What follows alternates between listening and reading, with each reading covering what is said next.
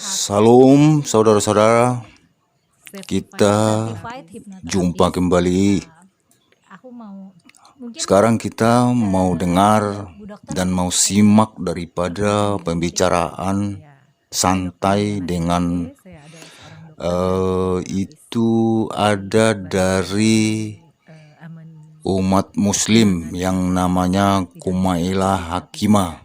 Tapi saat ini dia sepertinya tidak lagi taat dan mengikuti ajaran muslim. Dia sudah jauh daripada ajaran muslim itu. Sebenarnya dia dulu tamatan dan lulusan pesantren, dan dari mulai SD, SMP, SMA sampai kuliah dia kuliah di perguruan tinggi muslim. Dan dia ini perempuan ini dia hafal Al-Quran, hafiz Al-Quran. Jadi dia ada sertifikat dan dapat sertifikat dia dari salah satu perguruan tinggi dan sekolah-sekolah madrasah. Dia bisa hafal Al-Quran. Sebenarnya seperti Kumailah Hakimah ini, saya salah satu adalah penggemar dia, penggemar berat dia. Saya salah satu melihat dia ini adalah melihat manusia ataupun perempuan yang punya akal yang cerdas, pemikiran yang brilian. Dia memang punya pendapat-pendapat dan logika-logika yang bisa diterima akal. Jadi saya selama ini sebenarnya kalau melihat dan menonton dia punya video-video itu, saya sangat terkesima melihat kepintaran perempuan ini. Sangat sungguh brilian dia punya otak dia ini. Memang jarang saya lihat seorang perempuan, terutama dari pihak muslim ya, yang seperti ini cara berpikir dan pola pikirnya yang betul-betul bisa diterima oleh akal di luar daripada misalnya non Islam. Jadi memang dia ini boleh dikatakan sangat jenius lah dia punya pola pikir ya. Jadi ini sekarang dia lagi berbincang-bincang dan dia akan memberikan pertanyaan-pertanyaan kepada seorang dokter. Seorang dokter ini seorang dokter yang beragama non-muslim. Dia ini dokter yang setelah berpengalaman dengan banyak pasiennya yang mungkin pada saat dia menerima pasien-pasien tersebut, banyak yang dilihat bahwa orang-orang itu sepertinya mereka trauma dengan agama. Kenapa trauma dengan agama? Itu dia yang perlu kita saksikan dan kita lihat. Kita dengar apa sebabnya terjadi trauma agama ini, terutama kepada anak-anak. Jadi ini sebenarnya menonton video ini bisa juga ini buat daripada pengalaman kita untuk anak-anak kita. Seperti apa kita harus mendidik dia, seperti apa kita menyuruh, memberikan perintah kepada anak-anak supaya mereka itu jangan ada misalnya trauma pemikiran dia pada saat dia anak-anak itu terbawa kepada setelah dia nanti dewasa, karena itu nanti bisa terbawa-bawa dan melengket terus di otak dia itu. Jadi untuk itu bagaimana caranya? Ini pengalaman baik untuk ibu-ibu, baik untuk bapak-bapak, baik untuk yang nanti akan mau berumah tangga. Ini sangat baik ini perbincangan-perbincangan seperti ini. Jadi Kumala Hakimah ini sama ibu dokter yang non muslim ini, mereka ini sangat memberikan cerita-cerita yang benar-benar berguna dan membuat misalnya bermanfaat kepada masyarakat ini. Masyarakat pada umumnya, terutama orang tua, bagaimana caranya untuk mendidik anak yang benar supaya jangan trauma, termasuk trauma dengan agama. Apa maksudnya trauma dengan agama? Dengan ini, mari kita tonton. Aku suka bahas topik agama, kadang-kadang teman-teman, audiens aku bagaimana ada yang berasumsi aku punya trauma mereka agama, mengatakan gitu. Yang mana dan sebenarnya aku nggak apa merasa sebenarnya itu itu dalam pengalamanku. yang disebut dengan Terus tapi ada trauma juga nih yang agama. curhat, kayak Silakan. curhatnya beneran, Kak, aku trauma agama, aku ngalamin ini gitu, aku ngalamin, dan mereka melabeli itu trauma agama gitu. Apakah itu such a thing gitu, atau ya bikinan orang-orang aja gitu? Bener banget Mela. Itu banyak sekali pasien saya yang datang mengalami religious trauma. Nah, contoh kecil gini. Kita kan harus mengisi intake form. Jadi harus mengisi data-data dia ya. Giliran agama dia kosongin. Itu beberapa anak ada tuh. Saya tanya, agama kamu apa? Dia gak mau ngomong, dia diem aja. Akhirnya dia jelasin. Gini loh dok, saya juga gak tahu agama saya ini apa dok. Karena saya bingung mau ngikutin orang tua saya. Ini ada yang dari Muslim, ada yang dari Kristen, berbagai macam. Buddha pun ada, semua agama. Banyak saya menemukan anak seperti itu. Kenapa? Jadi begitu saya membuat kesalahan di rumah dok, orang tua saya ini marah dengan menceramahi saya dengan membawa ayat-ayat agama yang ada. Wah, kamu nanti kalau begini, kamu akan begini. Lihat ayat ini mengatakan seperti ini. Dan itu bosan sekali saya dengar dok. Tiap marah orang tua saya ngomong seperti itu. Tapi saya lihat kelakuan orang tua saya nggak mencerminkan seseorang yang beragama dengan baik. Tahu nggak dok? Dia tetap berbohong, dia tetap ngomongin orang, dia tetap menghina orang. Nah, kalau dia agamanya baik, pasti saya ikutin dok apa yang dia ngomongin. Tapi saya lihat sendiri, bapak saya itu suka ngomongin orang di belakang, suka menghina orang. Nah, menurut saya ini bukan suatu agama yang baik dok.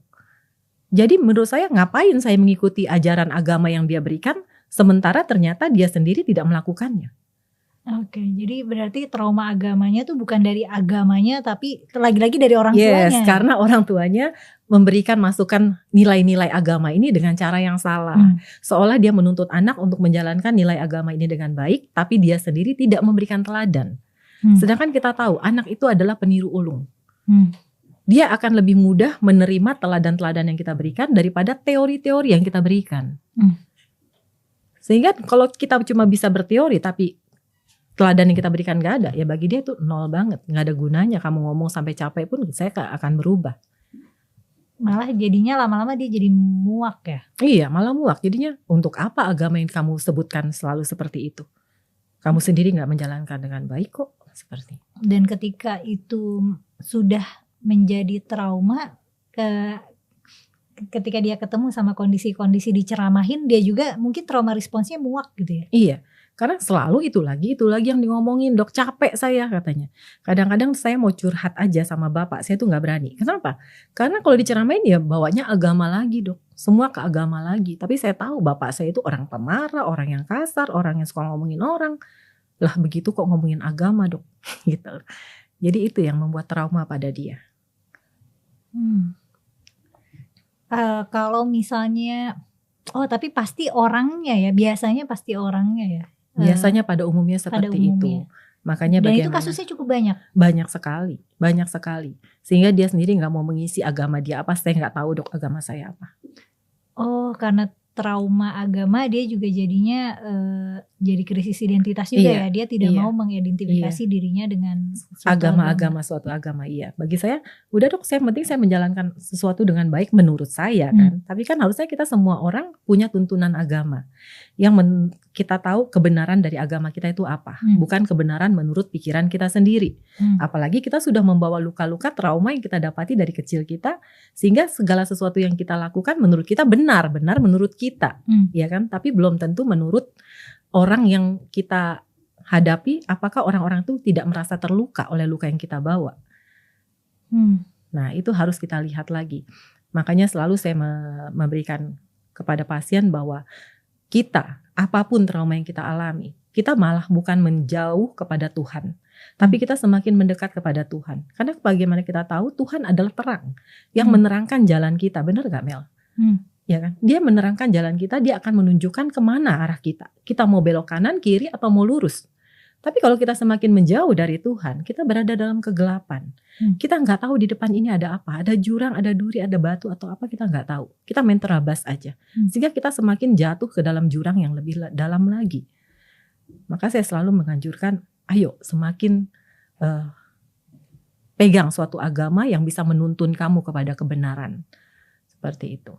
Itu kan kalau contoh kasusnya orang yang ceramahin ya, misalnya bapaknya yang ceramahin dia.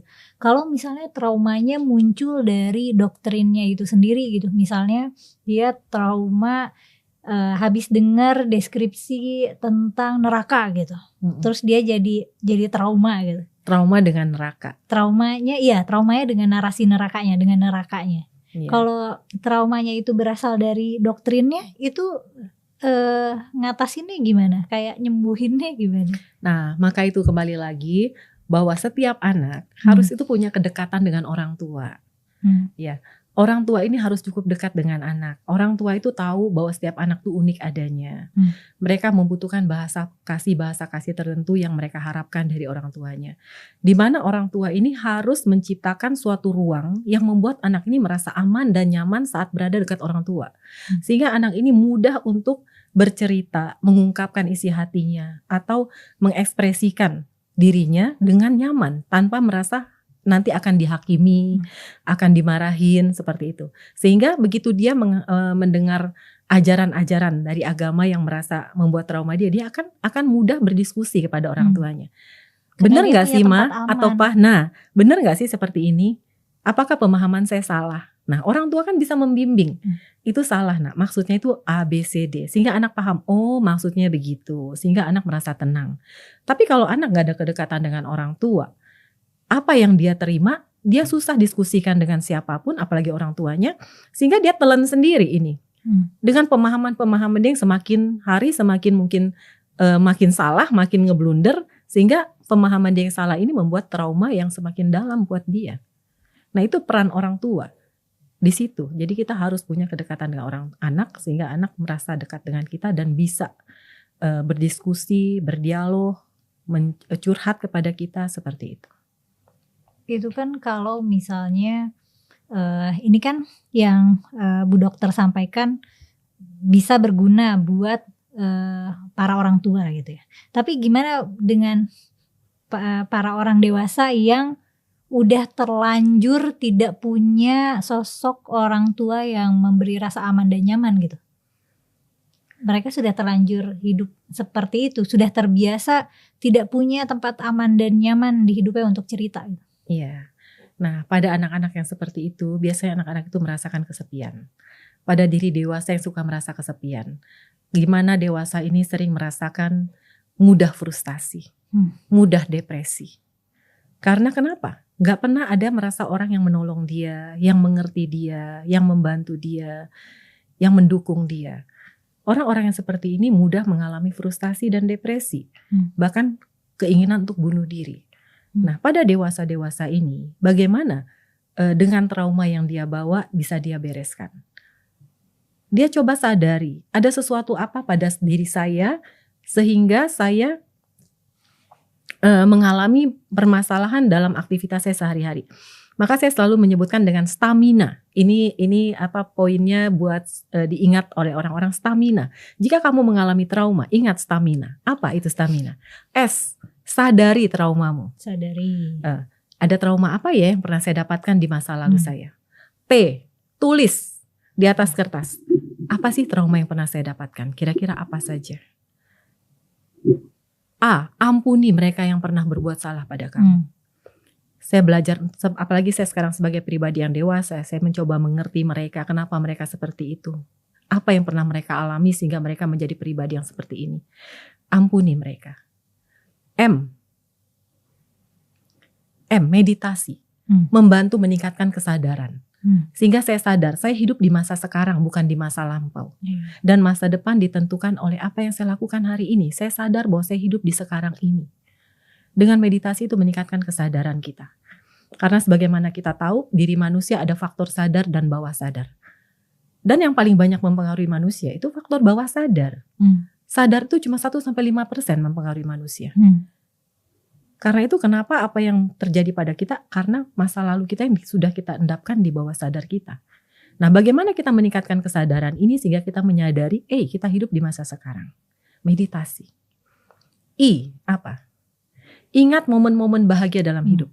Ada loh ternyata momen-momen bahagia dalam hidup saya yang ternyata saya bisa bersyukur, saya bisa bahagia atas semua yang sudah saya lalui. Ternyata Tuhan gak pernah meninggalkan saya. Nikmati momen-momen itu, rasakan kembali. Saya merasakan bahwa kemarin itu saya merasakan bahagia, saya pernah bersyukur, saya pernah merasakan berkat Tuhan, kebahagiaan yang saya dapatkan. Nikmati. Dan katakan bahwa saya baik-baik saja. Dan terakhir apa? Jika semua itu masih belum bisa kamu lakukan, ajak dirimu kepada tenaga profesional. Sehingga tenaga profesional yang bisa membantu kamu untuk merilis emosi-emosi dan trauma-trauma yang pernah kamu alami tersebut. Seperti itu. Stamina 7. Sadari trauma. Cara sadarnya adalah ketika kita mengambil keputusan berdasarkan masa lalu gitu. Iya, kalau saya merasa sering ini negatif aja di pikiran kita. Kenapa ya? Apa sangkut pautnya dengan masa lalu kita ya? Sadari trauma. Tulis. Ampuni. Ampuni yang menyakiti kita gitu. Meditasi. Ingat momen-momen bahagia yang pernah kita lalui, bahwa kita nggak selalunya selama ini sebenarnya susah terus loh. Ada suatu momen bahagia yang pernah kita lalui kok. Nikmati momen-momen itu, rasakan bahwa saya ternyata baik-baik saja kok. Ajak diri ke tenaga profesional yang bisa membantu merilis. Seperti itu.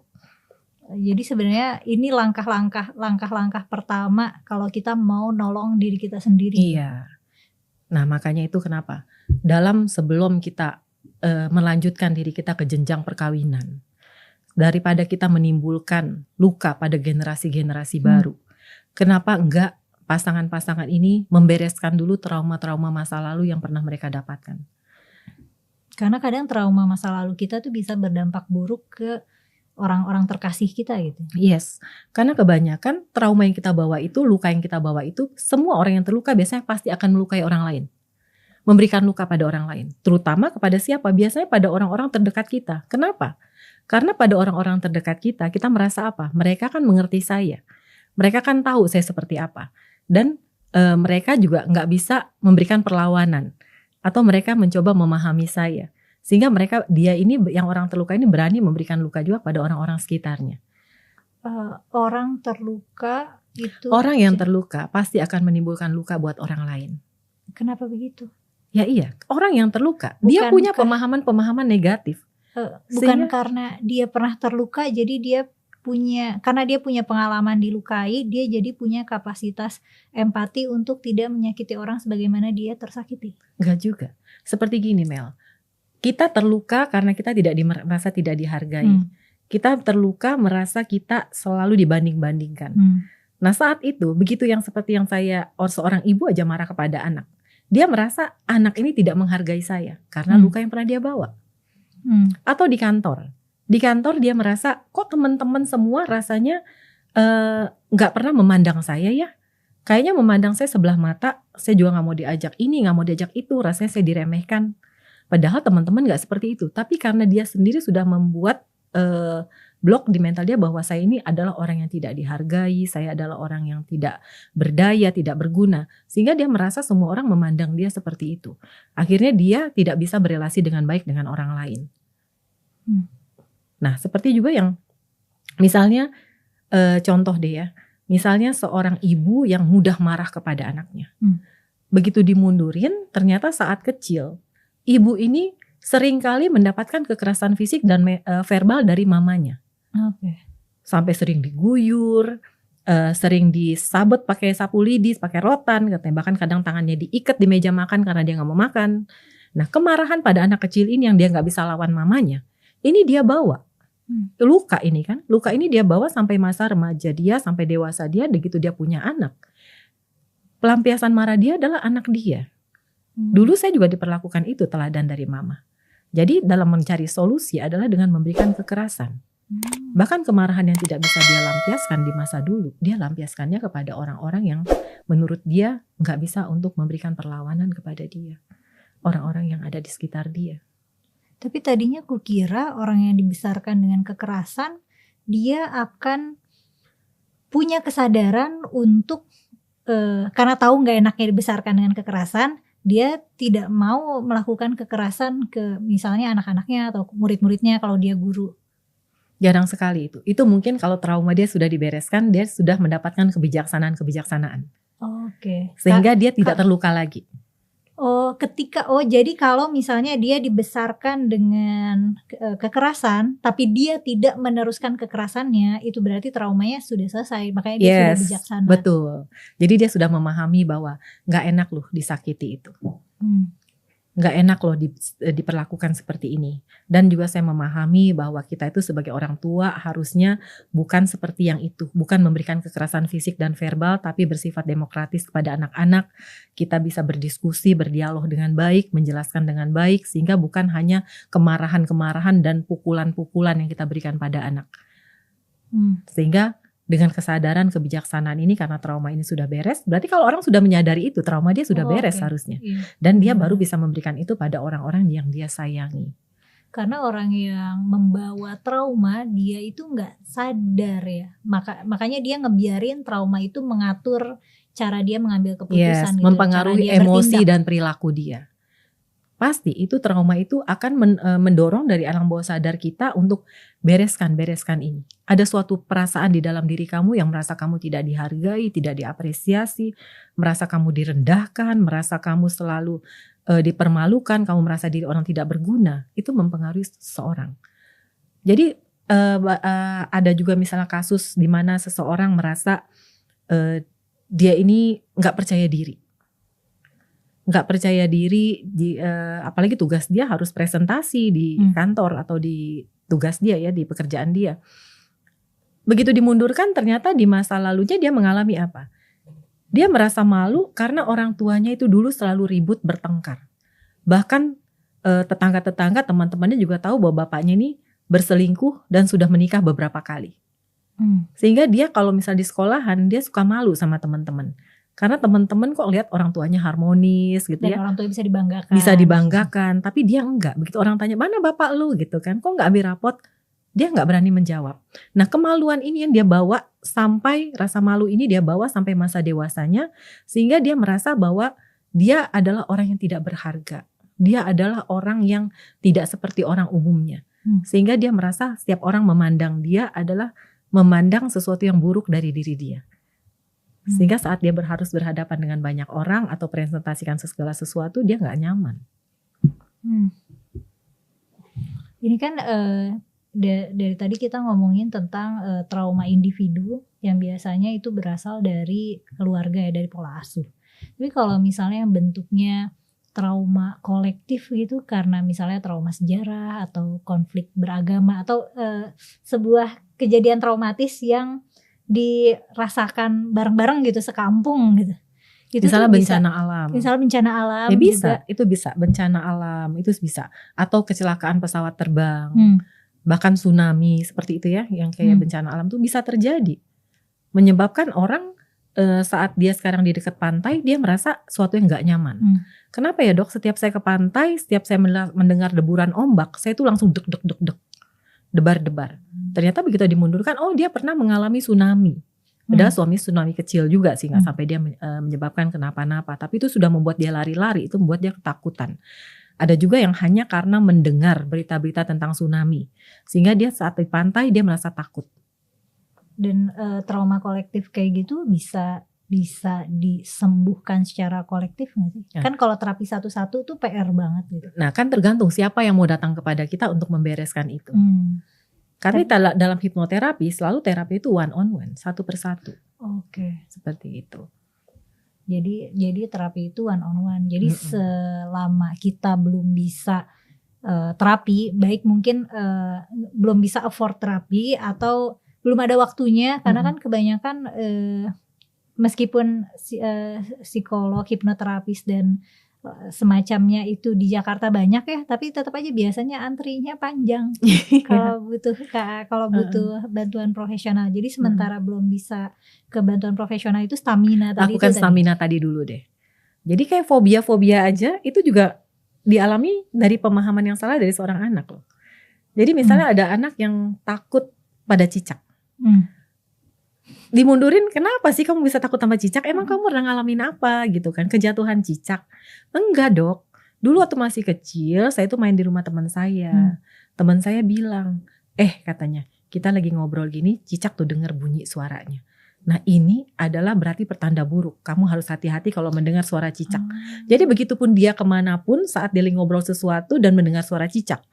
Menurut dia, katanya itu petanda bahaya, harus hati-hati dalam bicara. Nah yang membuat dia setiap melihat cicak, mendengar suara cicak, dia menjadi ketakutan. Seperti itu. Jadi hati-hati dalam seorang anak kecil ini kalau dia nggak mengerti, apalagi nggak ada kedekatan dengan orang tua, dia nggak bisa tukar pikiran, dia nggak bisa bertanya pada orang tuanya. Dan pemahaman yang salah ini dia bawa terus-menerus sampai dewasa, dia akan mempengaruhi dia sampai dewasanya. Berarti sebenarnya kalau misalnya ketakutan dia sama cicak itu diproses dengan diskusi sama orang tuanya misalnya, itu nggak akan berbuah jadi fobia. Iya, ya? kan pasti orang tuanya kasih pemahaman, enggak. Cicak berbunyi ya bukannya karena berarti menunjukkan pada kamu ini ada yang salah dari ucapan kamu harus hati. Enggak, setiap saat dia berbunyi kok gitu kan. Kalau kita kasih tahu dia tuh, kamu lihat tuh cicak nggak apa-apa kan, ternyata dia baik-baik saja. Kan anak ini merasa aman, tenang. Oh iya ya, gitu. Tapi kan selama ini karena dia nggak ada kedekatan, dia mau nanya orang tuanya, takut orang tuanya marah, ya pemahaman tuh terus dia bawa sampai dewasa. Seperti itu. Ya, ini kan ini kan lagi-lagi masukan yang sangat baik buat para orang tua gitu. Tapi kita ada di suatu masa di mana generasiku dan seterusnya itu kebanyakan pada pengen child free. Lagi-lagi bisa jadi trauma response juga gitu. Kebanyakan alasannya selain alasan ngerasa dunia ini tidak ideal untuk ditempati anak-anaknya, bisa juga karena mereka melihat orang tuanya, atau kebanyakan alasan yang sering aku dengar, mereka melihat orang tuanya atau melihat pengasuhan yang tidak ideal, mereka mereka sadar mereka mungkin tidak bisa menjadi orang tua ideal yang dibutuhkan anaknya, maka dari itu mereka memutuskan untuk tidak punya anak aja gitu. Benar, banyak sekali Mel yang datang kepada saya. Dok, saya gak mau punya anak. Saya gak mau menikah. Lah kenapa? Dok, saya gak mau anak-anak saya mengalami luka seperti yang saya dapatkan dari orang tua saya, dok. Saya gak mau nanti punya suami seperti orang tua saya. Saya gak mau perkawinan saya hancur seperti perkawinan orang tua saya, dok. Bahkan sampai ada satu orang, dia diantar oleh mamanya untuk hipnoterapi. Dia mengalami permasalahan dengan pacarnya yang sering memberikan bahasa-bahasa verbal yang membuat dia nggak nyaman dan sering menangis. Dan saat dia curhat sama mamanya, kata mamanya, ya wajar lah, laki-laki itu emang begitu nak. Laki-laki itu di mana-mana itu emang begitu, normal. Kita yang sebagai perempuan kita harus memaklumi. Saya bilang, siapa bilang bahwa semua laki-laki seperti itu? Salah banget. Ada banyak laki-laki yang baik. Karena orang tuanya, mamanya mempunyai suami dengan sifat yang sama dengan calon menantunya ini. Bahkan si anak ini juga melihat bahwa omnya, dari keluarga tantenya, melihat laki-laki yang semuanya mirip dengan papanya. Jadi dia mengambil kesimpulan, dok, bukannya emang semua laki-laki itu sama ya dok? Tapi sayanya yang salah menanggapi, saya terlalu baper, terlalu cengeng gitu. Jadi dia belajar menerima lelaki ini walaupun nanti suatu saat akan menjadi suaminya, walaupun dia harus menangis sepanjang hari, sepanjang perkawinannya. Karena bagi dia yang harus kuat, dia yang harus tangguh menghadapi laki-laki ini. Nah itu kan hanya karena apa? Karena apa yang dia lihat, yang dia tahu cuma sebatas itu. Laki-laki adalah seperti papa, om, suami, tante dan sebagainya. Orang-orang terdekat dia. Sehingga ada seseorang yang harus belajar menerima laki-laki apapun yang akan menjadi suaminya. Ada pula yang merasa saya tidak akan menikah karena saya takut mempunyai suami seorang laki-laki itu seperti itu. Nah seperti itu. Jadi karena dia melihat kelingkungannya yang membuat dia mempunyai asumsi bahwa semua laki-laki adalah sama.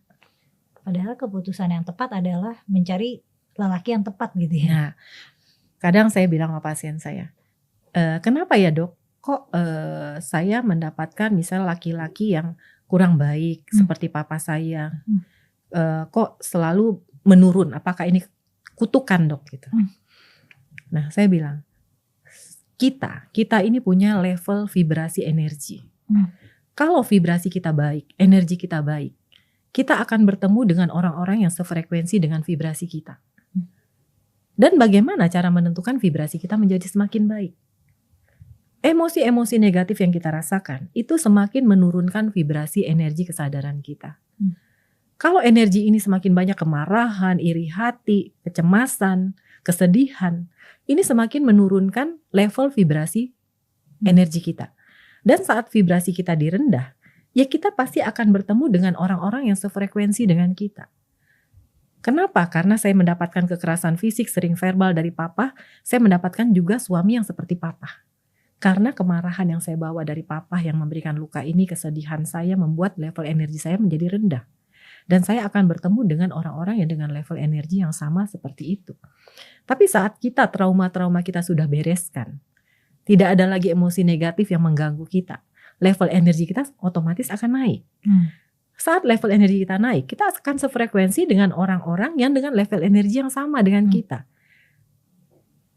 Otomatis kita akan bertemu dengan laki-laki yang baik, yang sesuai dengan frekuensi kita yang sekarang. Seperti itu. Tadi kan kita banyak ngomong soal anak kecil yang butuh pola asuh yang penuh kasih itu dari orang tua. Tapi sebenarnya kalau buat orang dewasa tuh masih butuh gak sih support sistem emosional kayak orang atau sekelompok orang yang bisa memberi rasa aman dan nyaman gitu. Kalau buat orang dewasa tuh masih butuh gak sih? Sampai lansia, sampai menutup mata, kita masih butuh bahasa kasih. Contohnya relasi suami istri, sudah sama-sama dewasa dong. Kalau si istri nggak tahu apa itu bahasa kasih yang dibutuhkan suaminya, dan suami juga nggak tahu bahasa kasih apa yang dibutuhkan istrinya, ini pasti bermasalah dalam relasi hubungan mereka. Misalnya nih, si istri ini senengnya bahasa kasihnya adalah diberi hadiah. Tapi suaminya nggak pernah memberikan itu. Suaminya malah perhitungan. Iya, malah perhitungan gitu ya. Nah itu menimbulkan si istri merasa suaminya tidak menyayangi dia, tidak mengasihi dia. Karena bagi dia hadiah adalah tanda kasih, tanda sayang. Balikan misalnya suaminya. Kalau suaminya adalah misalnya diberikan pujian, penghargaan, bagi dia itu adalah istrinya menyayangi dia, menghargai dia. Tapi dia tidak dapatkan itu. Istrinya cuma berikan hadiah, beliin ini, beliin itu. Bagi dia tuh gak berarti. Karena bahasa kasih saya adalah pujian, harga diri. Nah maka kenapa banyak sekali terjadi perselingkuhan, Mel? Kenapa sih seorang laki-laki mudah mengalami perselingkuhan misalnya? Karena laki-laki ini biasanya dia senang jika dia merasa harga diri dia itu diberikan. Apalagi misal di depan sana dia merasa ada seorang perempuan yang selalu memuja dia, mengatakan bahwa dia hebat, dia luar biasa gitu ya. Atau sering memberikan memberikan tempat curhat buat dia sehingga dia merasa dipercaya, diberikan tempat curhat pada perempuan ini. Atau dia merasa seorang perempuan yang selalu minta tolong sama dia sehingga dia merasa dia ini punya suatu kelebihan yang bisa menolong orang lain sehingga dia bisa jatuh hati kepada perempuan tersebut, sementara di rumah istrinya sendiri nggak pernah menghargai dia, nggak pernah memberikan pujian buat dia misalnya. Ini kasus umum perselingkuhan laki-laki biasanya begitu, nah, yang dokter temui. Yang dia temui. Kalau perselingkuhan perempuan? Kalau perselingkuhan perempuan tuh beda lagi. Misalnya perempuan kan biasanya maunya diapain sih? Perempuan maunya dimanjain, dimengerti, dipuji, sama juga sebenarnya.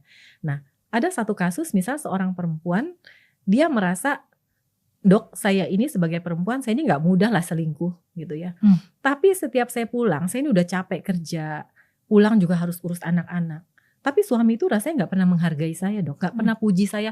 Ih kamu hebat ya, kamu bisa sukses dalam karir, kamu tetap bisa urus anak. Saya merindukan itu. Nah itu kembali lagi di masa dulu dia nggak pernah mendapatkan apresiasi dari orang tuanya, sehingga dia merindukan bahasa kasih ini dari suaminya. Begitu pulang suaminya yang ada cuma cuek, nggak ada pernah puji dia, nggak Atau pernah nambahin beban, menambahkan nyuruh. beban, malah dimarahin, dibetein. Nah di luaran, di teman kerjanya, wah, ada seorang laki-laki yang selalu perhatian pada dia, yang memuji dia. Ih, kamu cantik banget hari ini. Kamu hebat banget sih, karir kamu bisa sampai seperti ini sebagai seorang perempuan. Luar biasa ya, kamu bisa melakukan tugas kamu juga sebagai seorang ibu yang baik. Wah, ini sering diberikan oleh laki-laki itu, diberikan perhatian, diberikan, kamu lapar ya, diberikan makanan, diberikan sesuatu yang membuat bahasa kasih yang dia rindukan ini dipenuhi oleh laki-laki tersebut. Lama-lama perempuan ini merasakan apa? Akhirnya saya jatuh hati dok. Akhirnya kami terlibat dalam perselingkuhan. Nah akhirnya dia datang dengan suami, dibereskan. Dan kita sama-sama memberitahu apa sih sebenarnya bahasa kasih mereka. Karena komunikasi mereka kurang baik. Mereka gak bisa saling komunikasi, memberitahukan apa sih bahasa kasih kita masing-masing yang harus kita penuhi. Masing-masing dengan pikirannya sendiri, dengan kesibukannya sendiri, tanpa memikirkan apa bahasa kasih yang diperlukan oleh pasangan, sehingga relasi bisa semakin baik. Tapi mungkin gak sih di pernikahan yang bahagia gitu, sebenarnya saling sama-sama puas sama hubungannya, sama-sama puas sama pernikahannya, tapi tetap selingkuh aja gitu karena mungkin karena kebiasaan atau karena serakah aja, bisa nggak sih?